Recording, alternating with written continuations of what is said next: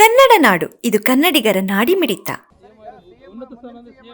ಖಂಡಿತವಾಗ್ಲೂ ಇವತ್ತು ಹೈಕಮಾಂಡ್ ಕುಂತ್ಕೊಂಡು ಈಗಾಗಲೇ ಕೇರಳದ ಹೆಂಗೆ ಬಗೆಹರಿಸಿದ್ದಾರೆ, ಕುಂತ್ಕೊಂಡು ಹೆಂಗೆ ಒಳ್ಳೆ ತೀರ್ಮಾನ ಮಾಡ್ತಾರೆ. ಮುಂದಿನ ದಿನಗಳಲ್ಲಿ ಕೂಡ ನಾವು ಹೇಳಿದ್ದೀವಿ ಕೂಡ, ಎಲ್ಲ ತಂಗಾಳಿ ಬೀಸ್ತತೆ, ನೀವು ನೋಡ್ಕೊಂತ ಇರಬೇಕು. ಎಲ್ಲ ನೀಟಾಗಿ ನಮಗೆ 28 ಮಟ್ಟ ನಮಗೆ ಅಧಿಕಾರ ಕೊಟ್ಟಿದ್ದಾರೆ. ನಾವು ಕುಂತ್ಕೊಂಡು ನಾವು ತೀರ್ಮಾನ ಮಾಡ್ಕೊಂತೀವಿ. ಹೈಕಮಾಂಡು ನಾವೆಲ್ಲ ಕುಂತ್ಕೊಂಡು ತೀರ್ಮಾನ ಮಾಡ್ಕೊಂತೀವಿ. ಎಲ್ಲರಿಗೂ ಏನೇನಿಲ್ಲ, ಬೇಸಿಗೆ ಬಂದ ಮೇಲೆ ಮಳೆಗಾಲ ಬಂದೇ ಬರ್ತತೆ. ಪ್ರಕೃತಿ ಕೂಡ, ಆ ಪ್ರಕೃತಿ ಕಾಂಗ್ರೆಸ್ ಪಕ್ಷಕ್ಕೆ ಯಾವಾಗಲೂ ಪರವಾಗಿದೆ. ಅದೇ ಆಗುತ್ತೆ. ಎಲ್ಲದು ಕೂಡ ಕುಂತ್ಕೊಂಡು ಈಗ ನಾನು MLA ಇದ್ನಪ್ಪ, ನನಗೆ ಪಾರ್ಲಿಮೆಂಟ್ ಮೆಂಬರ್ ಮಾಡಿದ್ರು. ಹೌದಾ ಅಲ್ಲಿ ಹೇಳಿ, ಇವತ್ತು ಪಕ್ಷ ತೀರ್ಮಾನ ಏನೇನು ಹೈಕಮಾಂಡ್ ತೀರ್ಮಾನ ಮಾಡ್ತಾರೆ ಹಂಗೆ. ನಾನು MLA ಇದೆ, ಇಲ್ಲಿ 4ನೇ ಬಾರಿ ಗೆದ್ದಿದ್ದೆ. ಆ ನೋಡಿ MP ನಿಂದಿರಬೇಕು ಅಂತ ಹೇಳಿದ್ರು. MP ನಿಂತ್ಗೆ ಹೈಕಮಾಂಡ್ ಏನು ತೀರ್ಮಾನ ಮಾಡ್ತಾರೆ ಅದನ್ನು ನಾವೆಲ್ಲರೂ ಶಿರಸಾವಹಿಸಿ ಪಾಲನೆ ಮಾಡ್ಕೊಂಡು ಎಲ್ಲರೂ ಮಾಡ್ಕೊಂಡು ಹೋಗ್ತೀವಿ. 28 ಮಟ್ಟ ಮತ್ತು ಇಡೀ ಒಂದು ದೇಶ ತಿರುಗಿ ನೋಡೋಂಥ ಒಂದು ನಿಟ್ಟಿನಲ್ಲಿ ಆಡಳಿತ ಕೊಡ್ತೇವೆ. ಇನ್ನೂ ಹೆಚ್ಚಿನ ಮಟ್ಟದಲ್ಲಿ ಜವಾಬ್ದಾರಿ ತೊಗೊಂಡು ನಾವು ಆಡಳಿತ ಮಾಡ್ತೀವಿ.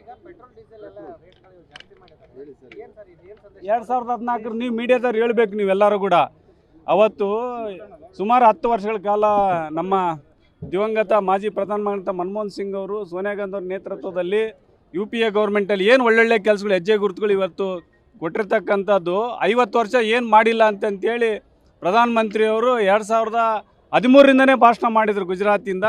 ತಾವು ಮೀಡಿಯಾದವರು ನಮ್ಮ ರಾಹುಲ್ ಗಾಂಧಿ ಅವರು ಹೇಳಿದ್ದಾರೆ, ಈಗ ನೀವು ಕೂಡ ಪ್ರಜಾಪ್ರಭುತ್ವದ ವ್ಯವಸ್ಥೆ ನೀವು ಹೇಳಬೇಕು. ಅಚ್ಚೇ ದಿನ ಎಲ್ಲಿದೆ ಇವತ್ತಿನ ದಿನ ಹೇಳಿದರು. ನಳಿನ್ ಕುಮಾರ್ ಕಟೀಲ್ ಅವರೆಲ್ಲ ಭಾಷಣಗಳು ಮಾಡ್ತಾಯಿದ್ರು. ಕೇರಳದಲ್ಲಿ ಕೂಡ ಭಾಷಣ ಮಾಡಿದರು, ದೇಶಾದ್ಯಂತ ಹೇಳಿದ್ರು. ಶೋಭಾ ಕರಂದ್ಲಾಜೆ ಮೇಡಮ್ ಅವರು ಕೂಡ ಹೇಳಿದರು, ಏನು 1 ರೂಪಾಯಿ 50 ರೂಪಾಯಿ 10 ರೂಪಾಯಿ ಮಾಡಿದ ಕೂಡಲೇ ಸಿಲಿಂಡರ್ ಅಂತ ಬೀದಿಗೆ ಇಳ್ಕೊಂತಿರು. ಮತ್ತು ಎಲ್ಲಿದ್ದಾರೆ ಮೊನ್ನೆ ನೋಡಿದ್ರಿ ಮೀಡಿಯಾ ಮುಂದ್ಗಡೆ ಇವರು ಶೋಭಾ ಮೇಡಮ್ ಅವ್ರಿಗೆ ಕೇಳಿದರು, ಏನಮ್ಮ ಇಷ್ಟೆಲ್ಲ ಮತ್ತು ಕಮರ್ಷಿಯಲ್ ಸಿಲಿಂಡರ್ ಜಾಸ್ತಿ ಆಗಿರೋದಂತೆ, ಮಹಿಳಾ ಮೀಸಲಾತಿ ಅಂತಂತೇಳಿ ಡೈವರ್ಟ್ ಮಾಡಿ ಮಾತಾಡಿದರು. ಈ ಥರ ನುಡ್ಚಕ್ಕಂಥ ಒಂದು ಕೆಲಸ ಆಗಿದೆ. ನರೇಂದ್ರ ಮೋದಿಯವರು ತಮಗೇನು ಎಜುಕೇಷನ್ ಆಗಿದೆ ಅಂತಂತೇಳಿ ಇವತ್ತಿಗೂ ದೇಶದ ಮುಂದೆ ಇಡ್ತಾ ಇಲ್ಲ.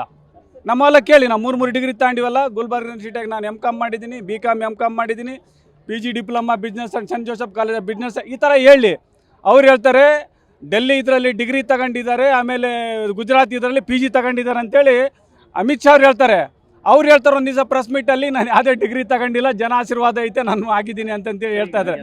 ಈ ರೀತಿಯಾಗಿ ಇವತ್ತು ಇಡೀ ಎಜುಕೇಷನ್ನೇ ಮುಚ್ಚಿದ್ದಾರೆ. ಅಂದರೆ ಅವರು ಪ್ರಧಾನಮಂತ್ರಿ ತಮ್ಮ ವಿದ್ಯಾಭ್ಯಾಸನೇ ಮುಚ್ಚಿಟ್ಟು ಇವತ್ತೇನು ಜನರಿಗೆ ಇಡೀ ಒಂದು ಆರ್ಥಿಕ ವ್ಯವಸ್ಥೆ, ಒಂದು ದೇಶದ ವ್ಯವಸ್ಥೆ ಅಚ್ಚೇ ದಿನ ಕೂಡ ಮುಚ್ಚಿಟ್ಕೊಂಡು ಇವತ್ತು ಬರೀ ಎಲೆಕ್ಷನ್ ಚುನಾವಣೆ ಮಾಡೋದೇ ಒಂದು ಅಜೆಂಡಾ ಅನ್ಕೊಂಡು ಮಾಡ್ತಾ ಇದ್ದಾರೆ ಇವತ್ತೆಲ್ಲ. ನೀಟು ನೋಡ್ರಿ, ಕರೆಕ್ಟ್ ನರಸಿಂಹಮೂರ್ತಿ. ಈಗ ನೀಟ್ ವಿಚಾರದಲ್ಲಿ 2024ರಲ್ಲಿನೇ ಅವರೆಲ್ಲ ಹೇಳಿದರು. ಈ ಹಿಂದೆ ಕೂಡ ಅವರು ಕೆಲವೊಂದು ಘಟನೆಗಳು ಹೇಳ್ತಾ ಇದ್ರು. ಎಲ್ಲರೂ ಕೂಡ ಟೆರರಿಸ್ಟು, ಜಮ್ಮು ಕಾಶ್ಮೀರದೆಲ್ಲ. ಇವರು ಅಧಿಕಾರಕ್ಕೆ ಬಂದಮೇಲೆ 2014ಕ್ಕೆ ಬಂದಮೇಲೆ ಎಷ್ಟು ಅನಾಹುತಗಳಾಗಿದ್ದಾವೆ ಎಲ್ಲರೂ ಕೂಡ. ಒಂದು ಭಯೋತ್ಪಾದನೆ ಇಲ್ಲ ಅಂತಂತ ಹೇಳಿದ್ರು. ಮೊನ್ನೆ ಮತ್ತು ಪುಲ್ವಾಮಾದಾಯಿತು, ಪಾಲ್ಗಡ್ದಾಯಿತು, ಎಲ್ಲದು ಕೂಡ ಇವೆಲ್ಲದು ಕೂಡ ಅವರು ಒಂದು ವೈಫಲ್ಯದಿಂದ ಇವತ್ತೆಲ್ಲ ನಡೀತದೆ. ನೀಟ್ ಕೂಡ ಅಷ್ಟೇ 2024ರಲ್ಲಿ ಏನಂತ ಹೇಳಿದರು ಅವರು, ಇನ್ನೊಂದು ಸರಿ ಇಂಥ ಘಟನೆ ಮರುಕಳಿಸಲ್ಲ, ಅದನ್ನ ಜವಾಬ್ದಾರಿ ತಾಂತೀವಿ ಅಂತ ಹೇಳಿದರು. CBI ಕೊಟ್ಟಿದ್ರು. CBI ಏನಾಗಿದೆ ಇವತ್ತಿನ ದಿನ? CBI ಕೂಡ ಅದ್ರ ಬಗ್ಗೆ 2024 ಆಗಿರ್ತಕ್ಕಂಥದ್ದು ಏನು ಇಶ್ಯೂ ಆಗಿದೆ ಅದ್ರ ಬಗ್ಗೆ ಹೇಳ್ತಾ ಇಲ್ಲ.